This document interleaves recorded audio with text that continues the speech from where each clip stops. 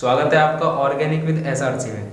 इससे पिछली वीडियो में हमने आपसे बात की थी वीएफटी के बारे में, विटाल फोर्स थ्योरी के बारे में, जो कि बर्जीलियस ने दी थी और उसका खंडन उनके ही शिष्य वॉलर ने 1828 में यूरिया का निर्माण करके किया था। तो हमने काफ़ी ज़्यादा कार्बनिक यौगिकों के बारे में पढ़ा है कि कार्बनिक यौगिक क्या होते हैं, कैसे होते हैं। हमने देखा है कि कौन कौन से होते हैं, किस प्रकार से होते हैं। तो एक बार अब कार्बनिक रसायन की परिभाषा के बारे में अध्ययन कर लेते हैं कि कार्बनिक रसायन की परिभाषा क्या है। तो कार्बनिक रसायन की परिभाषा ये है कि रसायन विज्ञान की वह शाखा जिसके अंतर्गत कार्बन के यौगिकों का अध्ययन किया जाता है। किसका? कार्बन के यौगिकों का अध्ययन किया जाता है, उसे कार्बनिक रसायन यानी कि ऑर्गेनिक केमिस्ट्री कहा जाता है। कम ऑन फिर से देखो कि रसायन विज्ञान की वह शाखा जिसके अंतर्गत कार्बनिक यौगिकों का अध्ययन किया जाता है उसे कार्बनिक रसायन कहा जाता है। बट मुख्य रूप से किसका?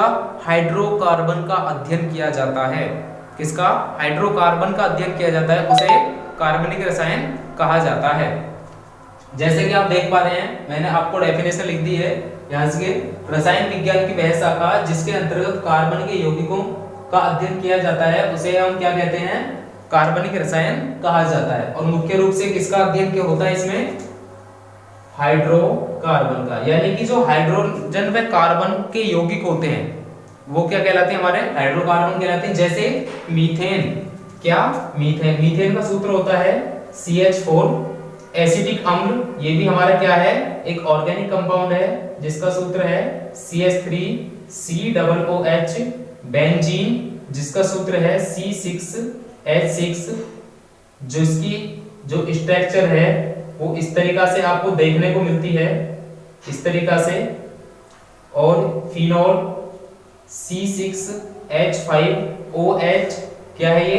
फिनोल बोला जाता है इसकी स्ट्रक्चर आप देखोगे तो बेंजीन बनाइए और बेंजीन के ऊपर OH लगा दीजिए, क्या बन जाएगा? ये फिनोल बन जाएगा। और यूरिया, ये भी एक ऑर्गेनिक कंपाउंड है। अभी हमने पिछली वीडियो में आपसे बात की थी यूरिया के बारे में, जिसका सूत्र होता है NH2CONH2।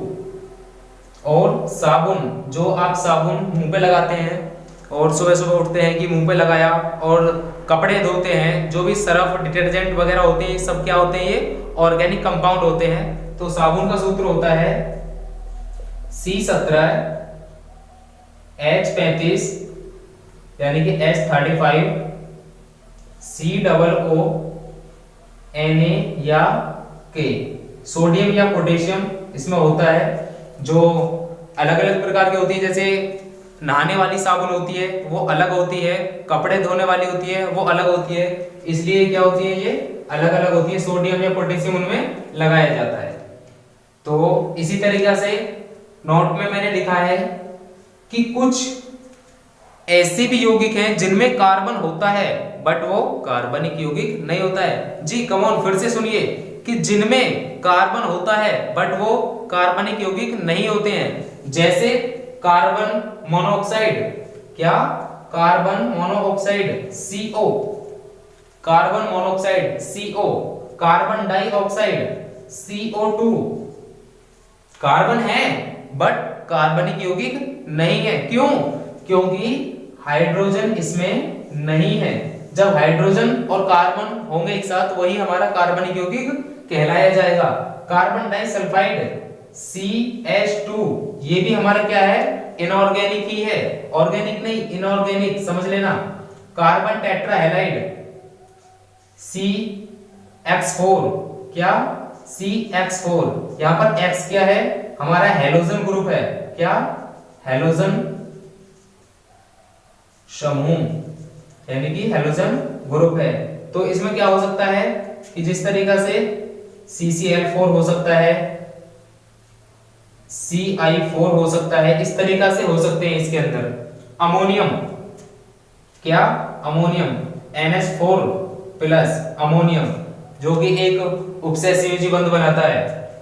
कार्बोनेट, जो भी हमारे धातु कार्बोनेट होते हैं, जैसे कैल्शियम कार्बोनेट CaCO3, इस तरीका से ये क्या होते हैं? हमारे कार्बोनेट जो होते हैं ये भी हमारे क्या होते हैं, इनऑर्गेनिक कंपाउंड होते हैं। कार्बन है बट ये फिर भी इनऑर्गेनिक है क्योंकि इसमें हाइड्रोजन नहीं है। साइनाइड जो होते हैं जिस तरीके से भी बताया था मैंने, NH4 OCN, ये क्या है, अमोनियम साइनेट है।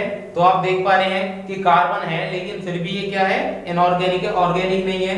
साइनाइड होते हैं जैसे KCN potassium cyanide, HCN hydrogen cyanide. KCN बहुत तगड़ा जहर है, ये एकमात्र ऐसा जहर है जिसके मात्र चखने से ही मृत्यु हो जाती है। इसके स्वाद को आज तक कोई भी साइंटिस्ट नहीं बता पाया, कोई व्यक्ति नहीं बता पाया।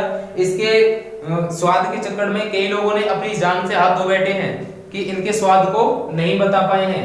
तो ये KCN भी क्या है, एक इनऑर्गेनिक है, ऑर्गेनिक नहीं है। कार्बन है बट फिर भी ये क्या है, इनऑर्गेनिक ही है। तो अब बात करते हैं कि जो कार्बन के यौगिक होते हैं, क्या ये जो कार्बन के यौगिक होते हैं इनका अध्ययन अलग क्यों किया जाता है?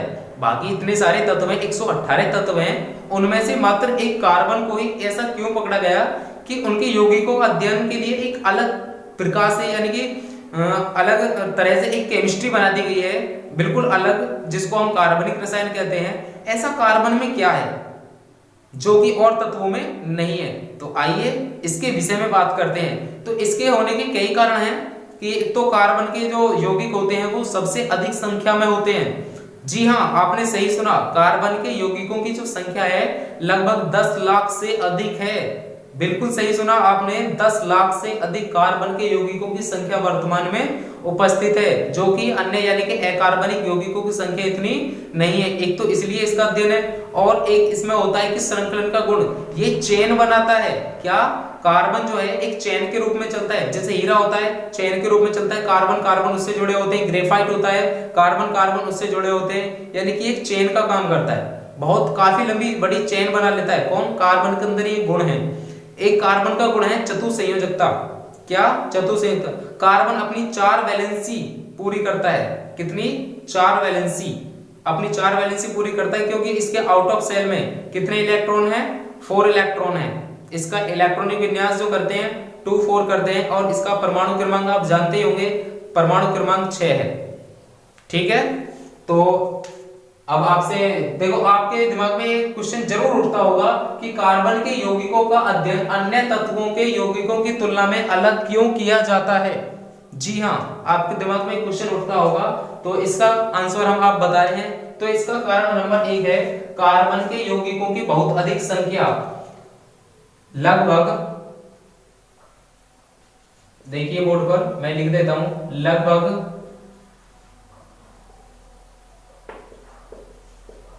10 लाख से अधिक कार्बनिक यौगिक उपस्थित हैं। लगभग 10 लाख से अधिक कार्बनिक यौगिक वर्तमान में उपस्थित हैं। अगला गुण देखते हैं, कार्बन का श्रृंखलन का गुण। क्या? कार्बन का श्रृंखलन का गुण, यानी कि ये एक चेन बनाता है। किस तरीका से? कार्बन कार्बन जुड़ते हैं आपस में इस तरीका से, सी सी, इस तरीका से।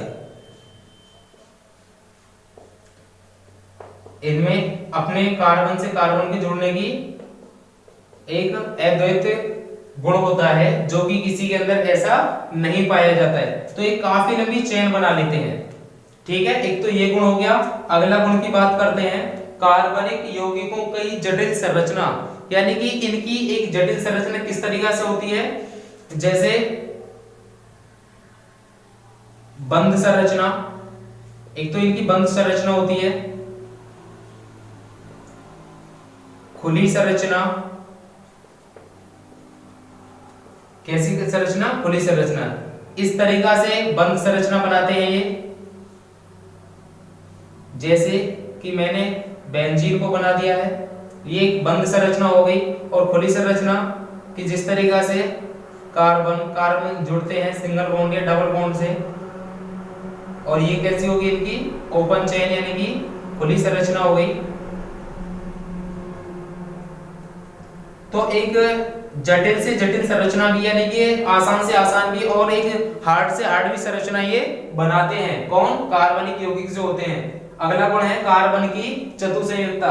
कार्बन का जो एटॉमिक नंबर होता है, देखिए स्क्रीन बोर्ड पर, कार्बन का जो एटॉमिक नंबर होता है वो 6 होता है और इसका इलेक्ट्रॉनिक विन्यास करते हैं तो 1s2 2s2 2p2।